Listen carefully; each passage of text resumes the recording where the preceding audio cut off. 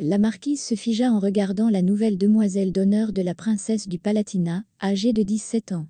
La jeune fille est d'une beauté saisissante, une épaisse chevelure dorée, des yeux en amande largement ouverts, une bouche pulpeuse et soignée, des dents saines et même nacrées. Mademoiselle Angélique de Fontanges séduit dès le premier regard. Même la beauté fatale brûlée de Versailles, Madame de Montespan, est frappée par la perfection de la jeune créature. Ne retenant pas sa surprise, la marquise se tourna vers le roi et lui avoua: « Cette fille est comme une statue.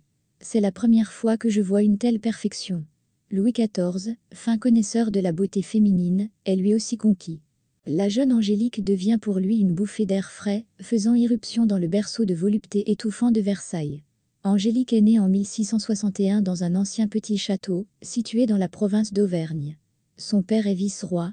La jeune fille grandit entourée de soins et d'attention. Ses parents n'étaient pas riches, la famille avait beaucoup d'enfants, et le luxe n'était pas au rendez-vous. Mais il y avait de l'amour et une enfance heureuse. Un jour, Angélica a rêvé qu'elle escaladait une montagne qui montait vers le ciel. L'ascension était rapide, et, une fois arrivée au sommet, la jeune fille éprouvait un sentiment de ravissement vertigineux. Tout ce qui l'entourait brillait si fort que ses yeux commençaient à lui faire mal. Elle se contenta de les essuyer, car un nuage apparut, et tout plongea dans une terrible obscurité glaciale. La jeune fille se réveilla de l'horreur qui l'avait saisie. Lors de la confession, Angélique raconta son rêve au prêtre qui secoua la tête, et dit de manière prophétique: « La lumière est la cour du roi, la lumière est la cour du roi. La montagne est ton chemin vers elle. Les ténèbres viendront si Dieu t'abandonne. » Un jour, le cousin de son père, le baron de Perret, rendit visite au père d'Angélique. Il est surpris de voir sa nièce. La jeune fille s'est transformée en une beauté éblouissante, et pourrait clairement être une décoration de la cour royale, et non d'un pauvre château de province.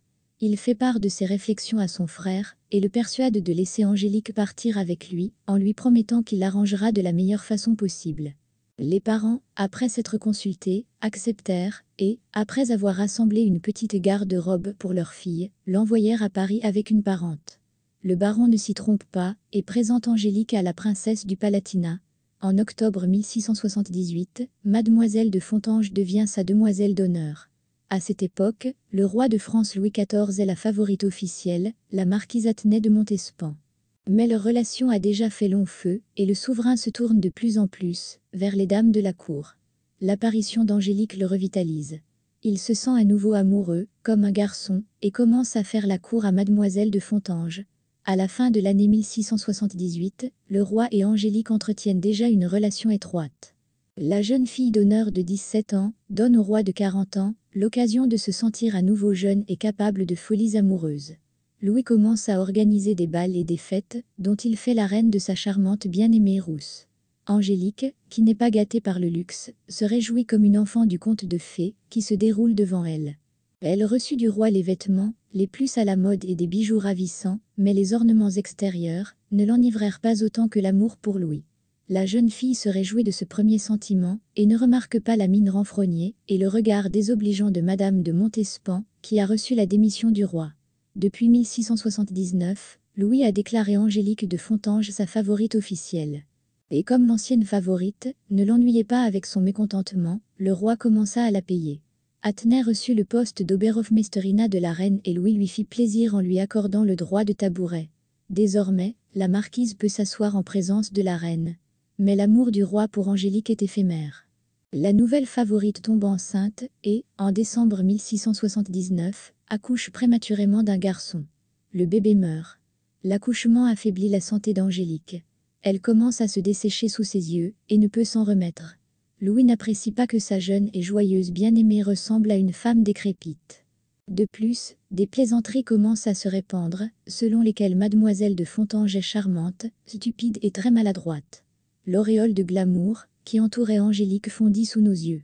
En 1680, Louis donne à sa favorite le titre de duchesse de Fontanges.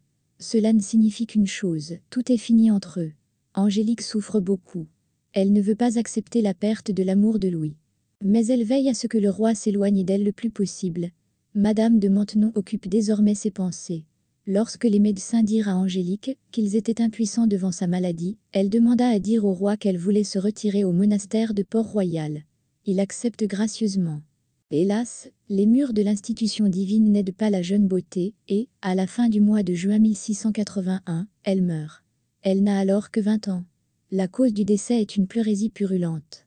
Le rêve d'Angelica s'est avéré prophétique. Elle s'est rapidement envolée vers le sommet de l'Olympe de Versailles, et a tout aussi rapidement dégringolé dans les ténèbres de l'abîme glacial.